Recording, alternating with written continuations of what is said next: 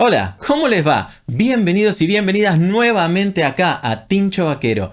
3 años hacen ya desde la última vez que nos encontramos acá en un video en el canal. Pero bueno, han pasado muchas cosas. Entre ellas que surgió Map Studios Producciones. Sí, surgió la productora musical acá en este espacio que es mi lugar en el mundo. Y después de haber trabajado con muchos artistas en muchos proyectos, quiero retomar este vínculo que teníamos y contarles un poco mi experiencia, contarles las cosas que me encantaron hacer, las cosas que aprendí. No desde un pedestal para bajarles esa información sagrada del Olimpo, sino algo en lo que nos sirva a todos, en lo que podamos hacer un ida y vuelta. La idea es que podamos hacer una retroalimentación en la cual yo les brindo la información que pude recopilar y que ustedes también en los comentarios me hagan preguntas para seguir investigando y, por qué no, me saquen de muchas dudas o me alerten sobre cosas que estoy entendiendo mal para poder crecer como persona.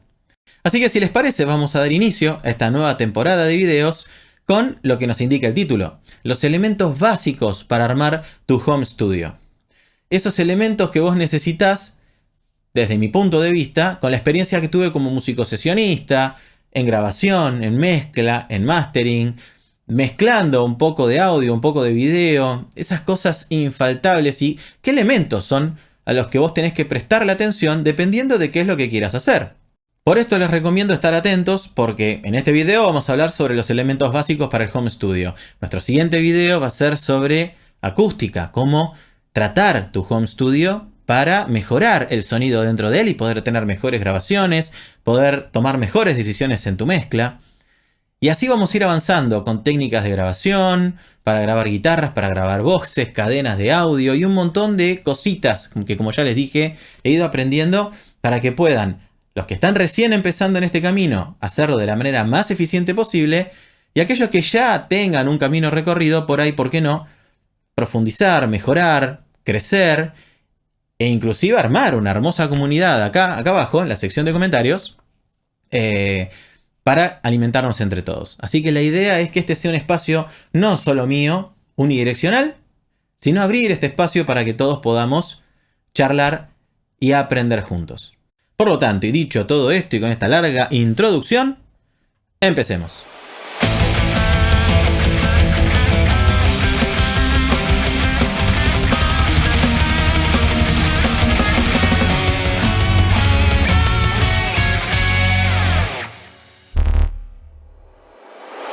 Pero a ver, antes de continuar, tenemos que hacernos esa primera pregunta obvia. Una primera pregunta que a veces nos salteamos, que es: ¿por qué quiero tener un home studio? ¿De qué me sirve? ¿Para qué quiero tener un estudio en casa? Bueno, tener un estudio en tu casa te da esa libertad de poder producir cuando quieras, como quieras, sin presiones. Vos vas a poder armar tus canciones desde maquetearlas, como se dice, ¿sí? Armar una especie de maqueta, una idea, para después ir a un estudio profesional. O con las herramientas que hay hoy, que vamos a ir viendo los avances que han habido a lo largo de los años, producir hasta de forma profesional, poder terminar realmente una canción sin que se note que la hiciste en tu casa, y poder subirla a plataformas de distribución de audio digital, desde Spotify, iTunes, YouTube Music, donde vos quieras, para mostrarte al mundo.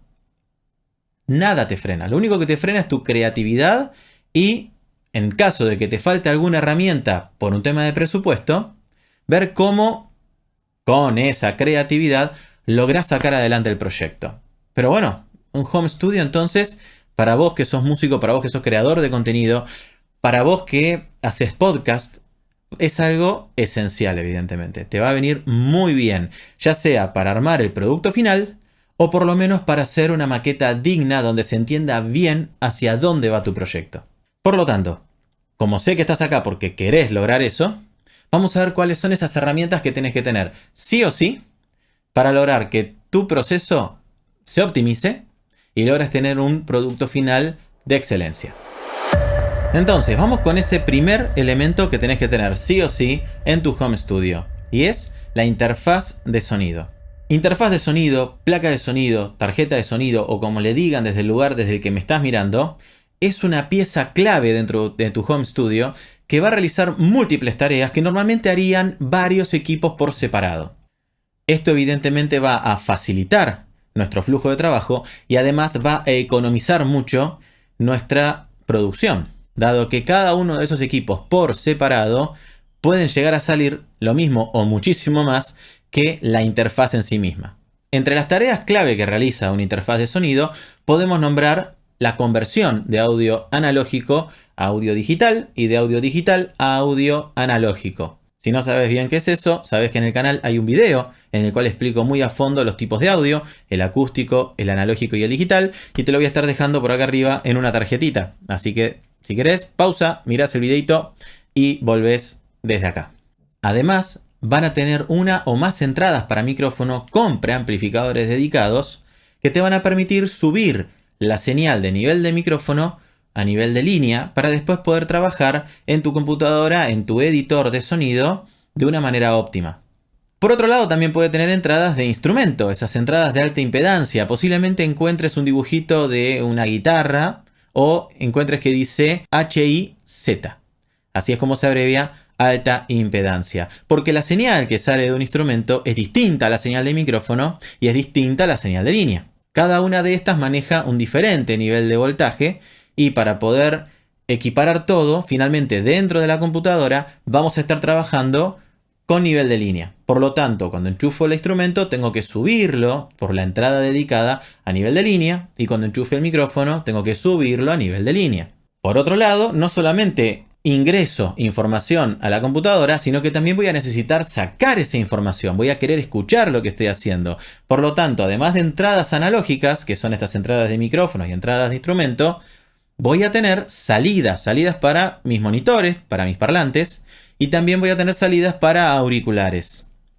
Puede ser uno, pueden ser dos, puede ser para un solo par de monitores, puede ser para más de un par de monitores, pueden ser salidas de línea para equipamiento analógico externo, pero eso va a depender mucho de tus necesidades y del fabricante, que es lo que nos está ofreciendo en esta interfaz de sonido. Después obviamente depende de lo que necesitemos, como decía anteriormente, cada fabricante nos va a ofrecer un montón de otras alternativas, de otros plus, que nos van a venir bien dependiendo de cuál sea nuestro trabajo. Podemos tener muchas salidas de línea, podemos tener muchas salidas de auriculares, podemos tener muchas entradas de micrófono, podemos tener algunas de micrófono, pero muchas entradas de línea, donde ya tengo que entrar a nivel de línea, por ejemplo con sintetizadores, o con preamplificadores externos, ¿por qué no? Puedo tener loopback, puedo tener talkback, puedo tener entradas y salidas digitales tipo SPDIF o ADAT. Repito, todo esto va a depender de qué es lo que necesites y no tiene sentido comprar una interfaz de audio con un montón de opciones que vos estás abonando y que después no vas a usar. Entonces, siempre lo primero que tenés que pensar con estos equipos es ¿qué necesito? Saber las opciones que hay, pero saber qué necesitas y en función a eso, cuál es la interfaz de sonido que mejor se adapta a vos. Por ejemplo, una línea de interfaces de sonido muy conocida dentro de los home studios son los de Focusrite, la línea Scarlett.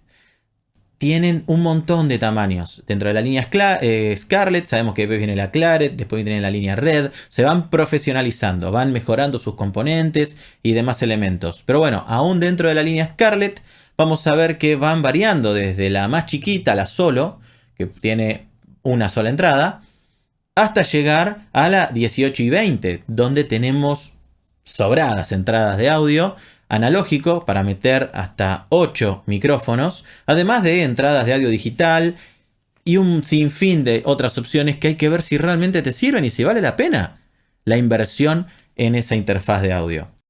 Por otro lado, y a medida que crezcas como productor o que crezcas dentro de los podcasts que estás haciendo o como editor de audio o cualquiera que sea tu finalidad y tu necesidad para el home studio, vas a ir notando con el tiempo que por ahí esa interfaz de audio te va quedando corta en algunas opciones o en ciertas calidades, pues ya tu oído se fue entrenando y decís, no, quiero dar un salto de calidad. En mi caso, originalmente estaba con una Focusrite 18 y 6 de primera generación. La verdad que fui súper feliz con esa placa. Avancé un montón, pude hacer un montón de cosas, pero con el tiempo me fue quedando chica. tenía solo 2 preamplificadores, 6 entradas de línea, yo quería más. También si activaba, por ejemplo, la alimentación fantasma para los micrófonos de condensador, cosa que vamos a ver más adelante, tenía que activar los 2 canales al mismo tiempo, o si no ninguno, y así un montón de cositas que frenaban mi flujo de trabajo. Entonces di el salto a la Audient ID44 MK2. La verdad que estoy súper contento. La estabilidad de software es increíble. La cantidad de preamplificadores para mí es la justa. Tiene 4 entradas para micrófono. Es súper expandible porque te deja entrar hasta con 16 canales por ADAT y salir, además de las salidas que ya tiene, que son 4 analógicas, te deja salir por 16 canales digitales más. Tiene para conectar hasta 3 auriculares. Es, a mi manera de verlo, en el punto en el que estoy ahora, es una interfaz increíble.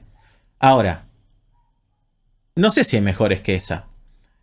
Hay con otras opciones, porque los preamplificadores de Audient son increíbles. Ahora, ¿qué otras cosas podemos buscar? Bueno, podemos saltar, por ejemplo, a una Apollo de Universal Audio. ¿Qué cosas nos trae como diferencia? Que no es la única que lo hace, ¿eh? Ojo, de acá estoy dando simplemente ejemplos.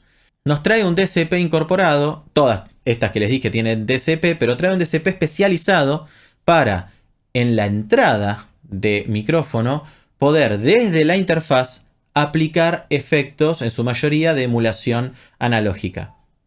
Entonces puedo poner emulaciones, en este caso propios de Universal Audio, de preamplificadores, de ecualizadores, de compresores, que van a hacer que no lo tenga que poner posteriormente desde el CPU de mi computadora. Voy a liberar recursos en mi computadora y ya quedan impresos en la señal.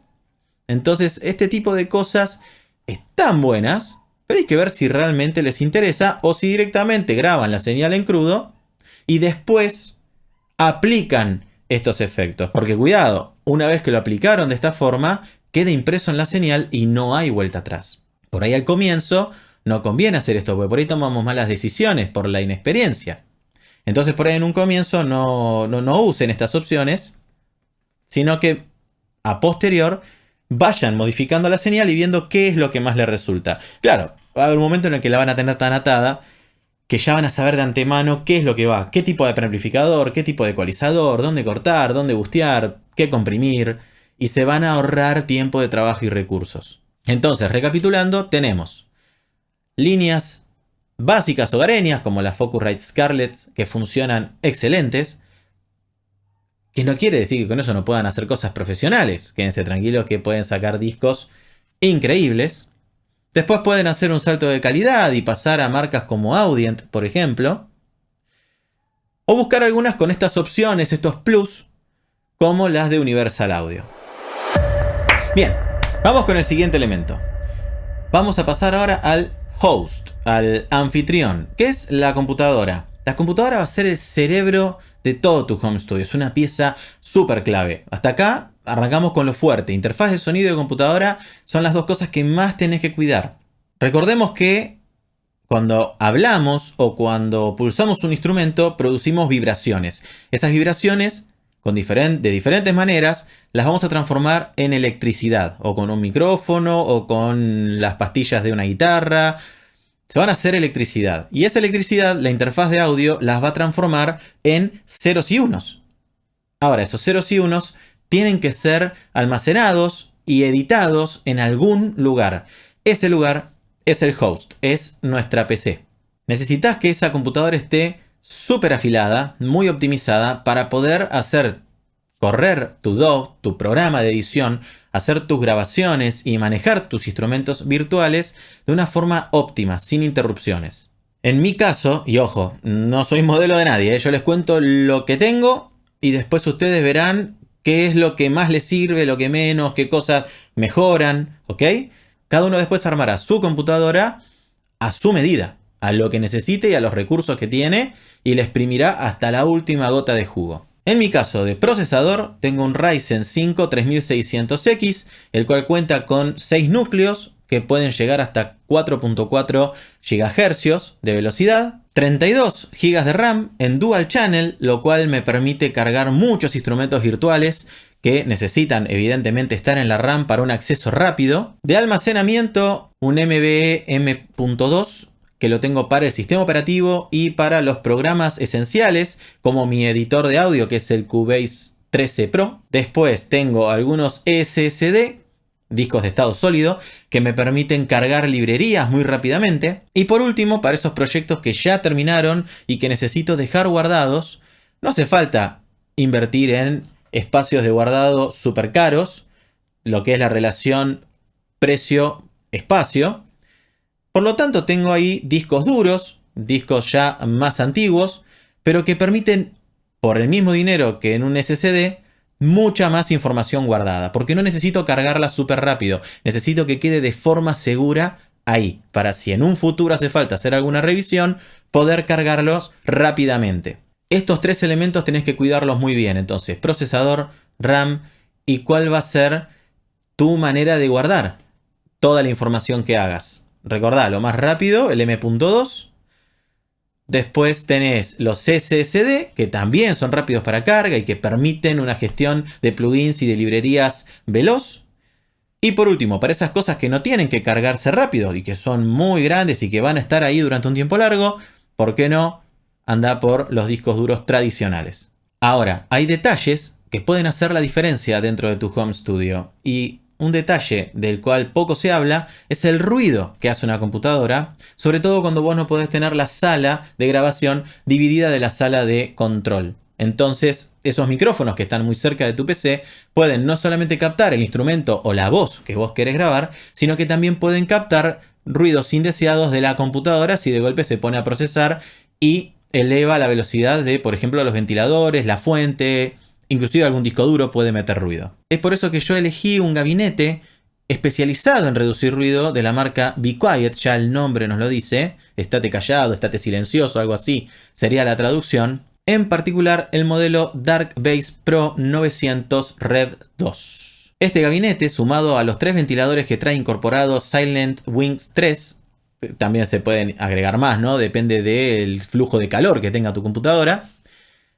Mantienen todo muy controlado porque es un gabinete sellado para la salida de sonido. Tiene una gestión de aire muy optimizada y por donde podría salir el sonido tiene muchas trampas por las cuales el sonido va muriendo. Y además está silenciado todo. Tiene gomitas por todos lados para que nada vibre, nada genere sonido.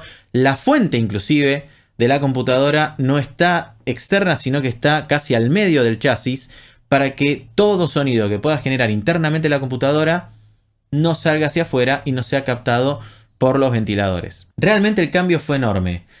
Desde este gabinete que tenía, que es uno típico de oficina, con el que todos posiblemente hemos comenzado, al momento en el que pasé al Be Quiet, realmente el piso de ruido descendió un montón. Llegó a niveles súper profesionales que pensé que no se podían alcanzar. Realmente primero lo sentía como una locura, si realmente logrará lo que estoy buscando.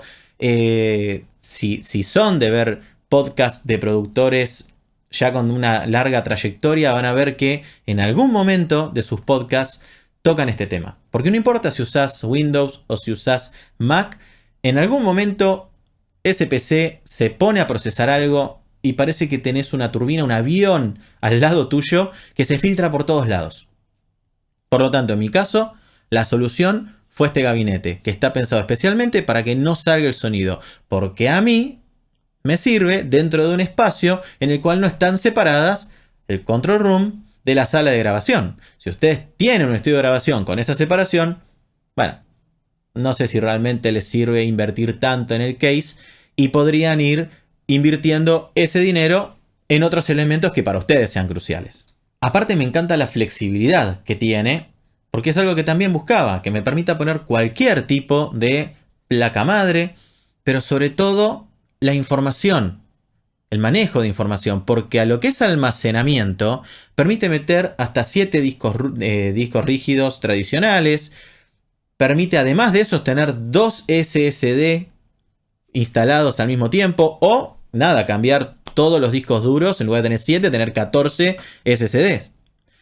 Además los M.2 que permita tener internamente tu placa madre, porque a medida que vas grabando y que van pasando los proyectos, y vas grabando, por ejemplo, en tasas muy altas de muestreo y con una profundidad de bit elevada, la información se va acumulando y acumulando y acumulando. No hablemos si aparte por tu trabajo necesitas hacer video con altas resoluciones. Entonces, de nuevo, videos en crudo, audios en crudo, un montón de información que con el correr de los años, 1, 2, 3 años, cuando miras para atrás, los discos duros, 1 tera, 2 teras, 3 teras, te los vas comiendo. Entonces, poder tener dentro de tu gabinete mucha información, con muchos discos rígidos, realmente es algo muy valorable dentro de esta industria. Después, obviamente, va a quedar en cada uno de ustedes la inteligencia con la que gestionen esa información y qué tan seguido vayan haciendo limpieza y vayan eliminando esos archivos basura que están ahí dando vueltas. Pero, más allá de la gestión que hagan, está bueno saber que si necesitas sumar un disco duro más, podés. Muy bien, tercera categoría. Y ahora sí nos vamos metiendo, sentimos, ¿no?, un poco más con lo que es la música. Micrófonos. ¿Qué pasa con los micrófonos? Si vas a estar grabando voces o tenés que grabar algún instrumento acústico, los micrófonos evidentemente son esenciales. Si lo que grabás son guitarras eléctricas, bajos eléctricos, sintetizadores o tenés solo instrumentos virtuales, no. Realmente los micrófonos son algo de lo que no tenemos que hablar. Pero bueno, de nuevo, cada home studio está hecho a medida del que lo necesita, de su usuario. Entonces, vamos con los micrófonos. Un primer tipo de micrófonos que podrían buscar, tanto para podcast como para grabar voces profesionales, son los micrófonos de condensador de diafragma grande. Un clásico en esto, muy buscado en los home studios, es el Audio-Técnica AT2020. Micrófono que estoy usando en este mismo momento, que realmente está muy probado, es de batalla, da buenos resultados y que para un home studio va excelente. Diferente a un AT2020 de Audio-Técnica son, por ejemplo, los Rode M5. Estos Rode M5 son micrófonos de diafragma chico, también se los conoce como micrófonos de lápiz, y por la forma de su diafragma capta distinto los sonidos, inclusive algunos vienen pareados para evitar problemas de fase, y nos van a dar una imagen estéreo mucho más interesante para tomar instrumentos, por ejemplo, no tanto para voces, pero sí para instrumentos como puede ser una batería si tenés el espacio, o alguna guitarra con cuerdas de nylon, con cuerdas de acero, en los cuales dan resultados excelentes y distintos. No tenemos por qué grabar las cosas con un solo micrófono, podemos jugar y poner un diafragma grande en una posición, un diafragma chico en otra. Quédense atentos, pues por ahí en futuros videos, acá desde el home studio, hacemos estas pruebas y vamos viendo cómo grabar con estos micrófonos que les voy nombrando. Pero bueno, no importa si es el Audio-Técnica T2020 o si son los Rode M5 o similares, más caros, más baratos, etc. Siempre que entren por una entrada de micrófonos, vamos a necesitar algo que se llama alimentación fantasma, Phantom Power, una alimentación de 48 volt. En los casos de los micrófonos para gaming, que uno los ve y dice, uy, esto parece un micrófono profesional, no lo recomendaría como para grabar voces para canto y demás. Por el producto final, evidentemente tiene una baja en la calidad, pero bueno, estos como muchas veces se enchufan por USB, es el USB el que les da esa alimentación fantasma. De no ser por USB el micrófono, repito, necesita tu interfaz de sonido tener la alimentación fantasma para poder activarla. Otro tipo de micrófonos son los micrófonos dinámicos. No de condensador, dinámicos. Y estos micrófonos te pueden venir muy bien por varias razones. Primero, porque no necesitan alimentación fantasma. No requieren de esos 48 volts. Así que si tu interfaz no tiene los 48 volts, anda por un micrófono dinámico. Además, captan con otro color y tienen tal vez menos detalle, no captan tanto ambiente. Entonces, si tu sala no suena muy bien, porque la sala también es un instrumento, donde estás cantando, donde estás tocando, porque no la trataste acústicamente como se debe, hay algunas reverberaciones que no te gustan, ecos raros, te conviene un dinámico, porque va a captar mucho menos esas deficiencias de la sala y te va a salvar mucho más la toma. Por eso es que vemos que hay muchos streamers que eligen el SM7B, un micrófono de Shure que se hizo muy famoso y por lo tanto ha elevado mucho su precio. Si estás buscando algo similar y no querés gastar la fortuna de lo que sale el SM7B, te recomiendo ir por también de la línea de la marca Shure, los SM58 para voces y SM57 para instrumentos. Realmente suenan muy bien y creo que en un blind test, en un test a ciegas, si te pongo tomas de un SM7B contra un SM57, no vas a notar demasiada diferencia. Es realmente un tema de mírenme, mírenme, tengo un SM7B contra un SM57. Que para los fines prácticos, sobre todo si estamos hablando de un podcast donde lo único que importa ahí es escuchar qué es lo que tenés que decir y no estamos buscando un color especial en la voz, creo que es algo muy elegible, ¿eh? Un Shure SM58 o un Shure SM57. Mismo los SM58 los habrán visto en incontables recitales porque son clásicos, son de batalla, son indestructibles, soportan cualquier cosa y suenan muy bien. Así que, si están buscando, vayan por algo así o similares que, a ver, no es solamente Shure los que pueden fabricar micrófonos, sino que van a encontrar en AKG, en Sennheiser y en muchas otras marcas similares al SM58 con sus particularidades, con sus fortalezas y con sus desventajas. Quedan ustedes hacer su investigación y ver cuál es el que mejor se adapta a sus necesidades. Por último, y fuera de todo esto, por su especificidad, por su delicadeza y por cómo hay que tratarlos y para lo que se usan finalmente, les quiero nombrar que hay una tercera categoría, dejando a los de condensador y los dinámicos, que son los de cinta, los ribbon, muy utilizados en el pasado en las radios, pero que vamos a dejar afuera por ahora porque son, para empezar, muy caros y además muy delicados y con ciertos fines prácticos muy específicos, que si estás arrancando en tu home studio no tiene sentido buscar. Es, creo yo, mucho más utilizable en los comienzos un buen micrófono de diafragma grande de condensador y después depende de tus necesidades, algún dinámico, algún micrófono de diafragma chico, inclusive pareado en estéreo. Esa fue mi experiencia. Así que quedan ustedes nuevamente a hacer sus investigaciones y ver qué es lo que mejor calza en su workflow. Los auriculares van a ser claves en nuestro home studio, tanto para grabar con micrófonos como para editar y mezclar. Unos auriculares de tipo gamer, como los de HyperX, los Cloud Flight, funcionan relativamente bien, pero no nos van a dar los resultados profesionales que esperamos. A ver, como auriculares de tipo cerrado, van a evitar de cierta forma que el sonido salga y nos van a dar una respuesta en frecuencia interesante, pero la realidad es que no están pensados para evitar que salga el sonido de una manera muy eficiente, por lo tanto vamos a ver cierta filtración de sonido que puede ser de la base que estás escuchando para poder cantar encima o del clic del metrónomo, que también es algo que suele traer problemas y se filtra en los micrófonos. Como tampoco vamos a encontrar una buena respuesta en frecuencias, como son auriculares pensados para gaming, nos van a dar posiblemente unos graves más acentuados, unos agudos tratados de forma distinta, o sea, la curva de respuesta no va a ser plana. Esto nos va a traer ciertos inconvenientes a la hora de editar y sobre todo mezclar, cuando querramos tomar decisiones, por ejemplo, a la hora de ecualizar. Porque vamos a sentir, por ejemplo, que nuestra canción tiene mucho grave, vamos a recortar graves, y cuando escuchemos en otro lado la canción, en otro dispositivo, vamos a ver que le falta cuerpo. Por eso es que tenemos que buscar auriculares que tengan una respuesta más profesional y a la hora de grabar que cierren mejor, que sellen mejor lo que nuestros oídos escuchan para que no se filtren.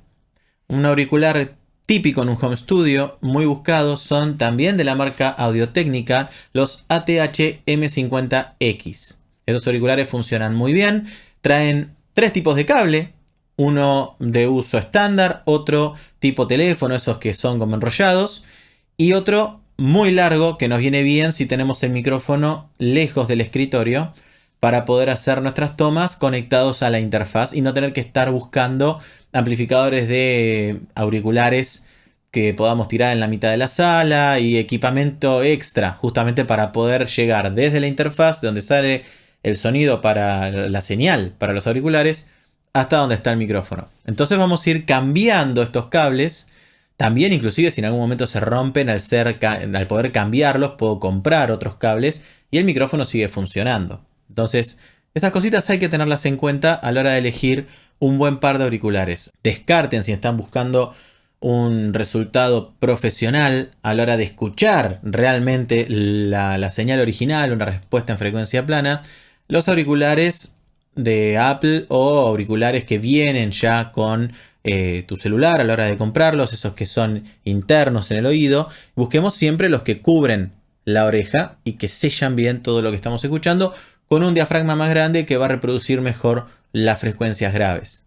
Además, dejando de lado los auriculares de tipo cerrado, vamos a encontrar otro tipo de auriculares llamados auriculares abiertos. Estos auriculares no los recomiendo para nada a la hora de grabar frente a un micrófono, ya que al ser abiertos no te aíslan de afuera ni aíslan el afuera de vos. O sea, todo lo que vos escuchás sale con el mismo volumen hacia tu oído y hacia afuera. De la misma manera, si hay algo que está pasando a tu alrededor, lo vas a escuchar muy claramente porque no te aísla. Entonces, ¿para qué quiero un auricular de tipo abierto? Bueno, si sos una persona que está editando mucho tiempo, que está mezclando durante largas sesiones, largas jornadas, te conviene auricular de tipo abierto para esa función porque fatigan menos el oído. A la hora de grabar, no, usás cerrados, pero a la hora de editar, si tenés la posibilidad, adquirí unos auriculares de tipo abierto y vas a poder estar durante más tiempo editando y mezclando sin fatigar tu escucha. Veamos ahora esa diferencia que hay, por ejemplo, entre los Cloudflight y los M50X a la hora de ponerse frente a un micrófono y ver cómo aíslan unos y otros respecto al micrófono que está tomando. A ver cuánto bleeding, cuánto está saliendo de los auriculares fuera de nuestra cabeza y es tomada por el micrófono. Bien, cambiamos de lugar, nos vinimos al micrófono. Vamos a probar cuánto sonido sale por las almohadillas, cuánto logran aislar lo que yo necesito escuchar, ya sea una pista o un metrónomo, del micrófono. Yo necesito que ese micrófono solo tome mi voz y no lo que estoy escuchando. El micrófono lo tengo calibrado a menos 18 dBFS o en 0 dBBU. Si querés saber un poco más a fondo qué es eso, mandame un mensajito, ponelo ahí en los comentarios y hacemos un video dedicado para hablar sobre estas escalas de medición. Pero bueno, para los que están un poco más adentrados, si quieren ese dato, ahí está. Lo que vamos a hacer es escuchar el audio crudo, sin ningún tipo de efecto, y después aplicarle un pequeño compresor que nos va a elevar el piso de ruido, donde ahí sí, si realmente tuvimos mucho sangrado, tuvimos mucha fuga de sonido desde nuestros auriculares, ese piso de ruido se va a elevar y vamos a sentir ese ruido molesto de la base o del clic de una forma muchísimo más marcada.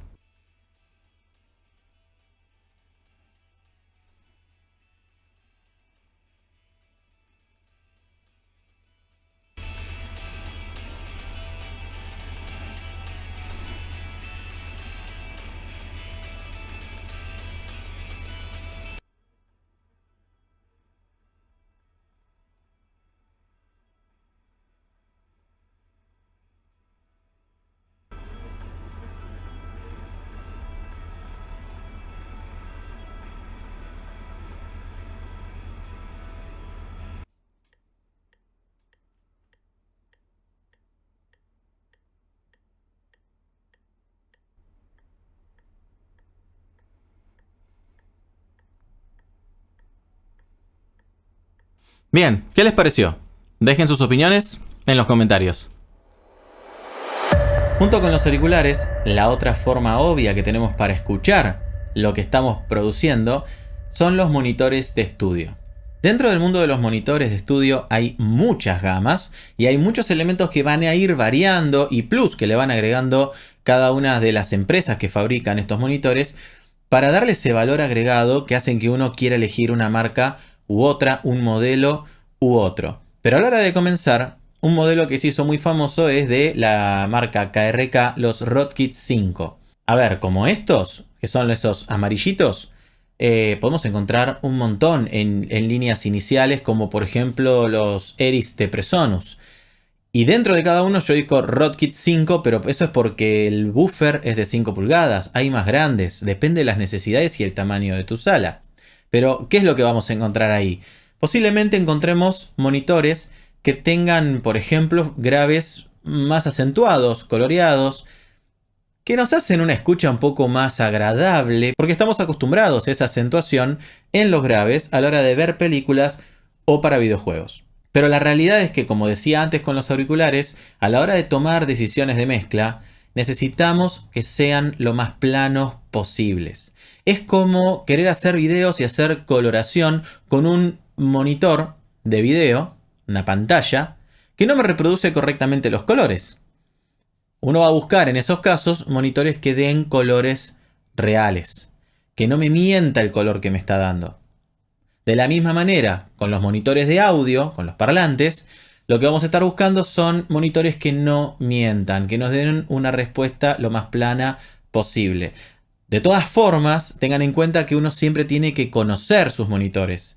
Y a la hora de adquirir unos, van a pasar un tiempo escuchándolos, conociéndolos, reproduciendo canciones que ustedes, con las cuales se sientan familiarizados, para entender cómo funcionan y posiblemente detectar esas frecuencias graves acentuadas y programar de alguna forma nuestro cerebro para decir, bien, esto es la idea de audio plano.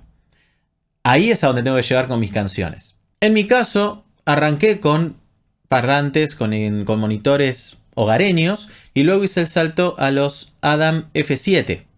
Son monitores que, además de tener un buffer de 7 pulgadas que permite la reproducción de graves bien claros, tienen un tweeter que es de cinta. Es tipo ribbon. Es distinto al típico tweeter de domo. Estos ribbon, estas cintas que tienen en el tweeter, logran reproducir hasta 50.000 Hz. Si ustedes recuerdan, en videos anteriores les dije que el oído humano escucha hasta 20.000 Hz. Entonces, ¿para qué quiero tanto? Bueno, la idea es que si logra reproducir hasta 50.000, 20.000 lo reproduce muy cómodo. Por lo tanto, da unos agudos muy definidos, muy claros, dulces, agradables. Eso viene bárbaro a la hora de tener que tomar decisiones de mezcla, decisiones de ecualización, porque lo que uno está escuchando no está forzado, no estamos llevando al límite a ese monitor de audio y nos permite entonces, repito, tomar decisiones correctas. Pero ustedes fíjense en cómo es su sala. Si es una sala pequeña, busquen buffers chicos, de 5 pulgadas, de 4 pulgadas. Si quieren más graves o si su sala se lo permite, vayan creciendo a 6 pulgadas, 7 pulgadas. Tengan mucho cuidado si en algún momento deciden agregar un subwoofer. No siempre es recomendable porque les puede traer problemas en las frecuencias graves, que son las más difíciles de domar dentro de un home studio. Finalmente, tengan en cuenta que los monitores no los podemos ver de forma aislada.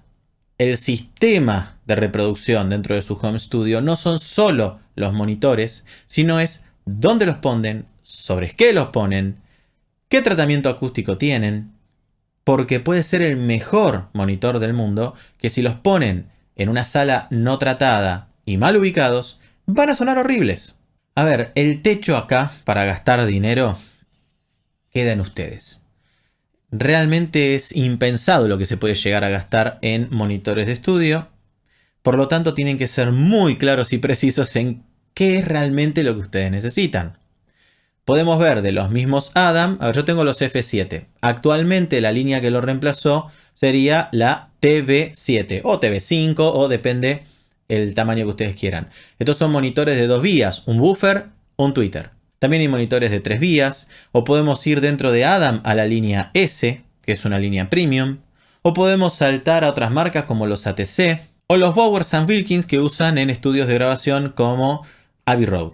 Inclusive si decidimos dentro de nuestro home studio trabajar en un sistema Dolby Atmos, podríamos plantear un sistema básico donde trabajaríamos en 5.1.2, lo cual quiere decir que a nivel mío tendría 5 monitores, tendría un subwoofer y tendría 2 monitores en altura, 5.1 subwoofer, .2 en altura. O sea que realmente el techo de cuánto gastar en monitores de estudio lo va a dar su bolsillo, lo va a dar sus necesidades. Investiguen bien y sepan que si por alguna casualidad sus ediciones o sus mezclas no logran sonar bien, no es, en la gran mayoría de los casos, por el monitor que eligieron, sino que es porque todavía no lo conocen bien o porque no han entrenado lo más importante, que son sus oídos. Por último, no podemos olvidar esos detalles que son cruciales a la hora de trabajar. Son detalles a los cuales casi nadie le da importancia y que son lo que terminan haciendo fracasar tus proyectos. Y me refiero a buenos cables, en los cuales nadie quiere invertir, buenos soportes de instrumento para que estén seguros a la hora de hacer tus interpretaciones, buenos estuches para poder guardar esos instrumentos si son tuyos y que queden a resguardo mientras tenemos esos espacios entre una sesión y otra, mesas auxiliares que nos van a permitir apoyar un celular, apoyar un cuaderno, apoyar una botella con un vaso de agua, elementos que nos van a dar paz mental, nos van a dejar trabajar correctamente y no van a arruinar todo ese esfuerzo que pusimos en nuestro home studio. Inclusive elementos como un atril para apoyar partituras o para apoyar una letra. Porque posiblemente nos toque un cantante que no tenga ganas de usar su celular para ver la letra, sino que la haya traído escrita y posiblemente inclusive con nosotros haya estado tachando, yendo, viniendo, cambiando cosas y necesitar apoyarla al lado del micrófono para poder leerla mientras que hace una interpretación. No es lo óptimo. Estaría bueno que lo haya practicado en casa para que venga más fresco, pero esas cosas pasan. Y después hay infinidad de, por ejemplo, controladores MIDI. Puedo tener controladores MIDI para mi DAW, para mi editor de audio. Puedo tener controladores MIDI de tipo teclado. Puedo tener controladores MIDI como una batería electrónica. Todas estas cosas, dependiendo de nuestras necesidades, van a ayudar a nuestro flujo de trabajo, van a ayudar a que los proyectos se concreten como se deben. Pero un elemento clave a la hora de hacer un home studio y que muy poca gente quiere hacer porque requiere una gran inversión es el tratamiento acústico. Tratamiento acústico es un tema que vamos a tratar en profundidad en nuestro siguiente encuentro, en el siguiente video, pero es clave porque dependiendo del tratamiento acústico que tengas, vas a tener un buen audio de micrófono y vas a tener buenas decisiones a la hora de editar y sobre todo mezclar. Si no tengo un buen tratamiento, el micrófono va a tomar mi voz dentro de una sala que suena feo. Por lo tanto, a la hora de editar, ese audio va a sonar feo. Y a la hora de mezclar, voy a tomar decisiones en función a un audio que me está mintiendo, porque mi sala puede acentuar frecuencias y atenuar otras que en realidad no son las que salen de nuestros monitores de audio. Por lo tanto, yo voy a acentuar y voy a restar y voy a cambiar cosas, no para compensar el audio, sino para compensar cómo suena mi sala, que no está tratada. Y eso va a hacer que cuando vaya a otra sala, a otro sistema de reproducción, mi canción suene fea. Y van a decir, ¿por qué si en mi casa sonaba lindo, acá me suena feo? Y van a pasarse la vida yendo de su home studio a su living, a su auto, a sus auriculares, a la casa de sus amigos. Y en cada uno de esos lugares van a estar haciendo retoques para tratar de encontrar un promedio, haciendo que una mezcla que se podía resolver en 2 horas les tome 5 semanas. Eso no puede pasar. Por lo tanto, esténse atentos, porque en el siguiente video vamos a tocar en profundidad lo que es el acondicionamiento acústico. Bueno, y así llegamos al final de este primer video, de primera temporada, en este reencuentro después de tanto tiempo. Reitero la alegría que me da poder estar acá otra vez, que me hayan elegido nuevamente, que hayan llegado hasta acá. Si les gustó lo que vieron, obviamente les voy a pedir lo de siempre, lo que todos piden, denle un like, comenten, pero sobre todo comenten para enriquecerme, para enriquecer este espacio, para enriquecernos entre todos. Si hay alguna opinión personal, un gusto, algo que eligieron que les sirvió mucho y quieren contar su experiencia, pueden hacerlo abajo en comentarios. Voy a tratar de leerlos a todos y darles alguna devolución. Si alguna de las cosas que nombré en este video, alguno de los equipos de los que hablé, les gusta y quieren un review más a fondo, que explique más, háganmelo saber en los comentarios también. Y dentro de lo que tengo planeado podemos mechar un video hablando sobre ese equipo. Si alguno de los temas que toqué te pareció que estuvo muy superficial y querés que vaya más a fondo, también contámelo, obviamente. Y esténse atentos, suscribiéndose, tocando la campanita y chequeando el canal por si el algoritmo no les avisa, para ver nuestro segundo video donde vamos a hablar sobre tratamiento acústico. Les dejo abajo en la descripción la información a mis redes sociales, al Instagram de esta productora de Map Studios, para que puedan enviarme mensajes si quieren trabajar conmigo, si necesitan tutorías o ayuda con alguna edición o alguna mezcla. Y nos vemos en siguientes entregas. Muchísimas gracias por haber llegado hasta acá y nos vemos. Hasta pronto.